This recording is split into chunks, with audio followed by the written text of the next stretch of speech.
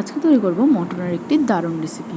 তো মটনটাকে প্রথমে ভালো করে ধুয়ে নিয়েছি, আর এখানে মশলা দেব আদা, লঙ্কা, রসুন আর কুচনো পেঁয়াজ, আর রেখেছি ধনে, জিরে আর শুকনো লঙ্কা।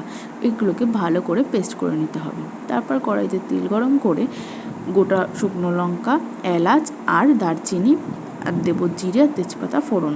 তারপরে পেঁয়াজটাকে ভালো করে লাল লাল করে ভেজে নিতে হবে।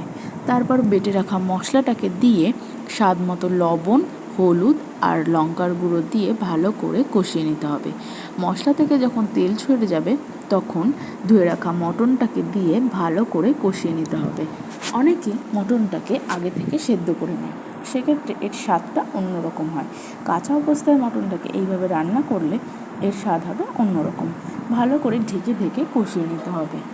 তারপর যখন তেল ছেড়ে যাবে তখন একটি প্রেশার কুকারে মটনগুলোকে দিয়ে আগে থেকে ভেজে রাখা আলু আর গরম মশলার গুঁড়ো দিয়ে 2টো সিটি মারলেই তৈরি হয়ে যাবে আমাদের মটন কষা। তো তোমাদের যদি এই ভিডিওটা ভালো লেগে থাকে তো অবশ্যই লাইক করো আর কমেন্ট করে জানিও কেমন হয়েছে। আর আমার এই চ্যানেলটাকে অবশ্যই সাবস্ক্রাইব করো এরকম ভালো ভালো ভিডিও দেখার জন্য। টাটা।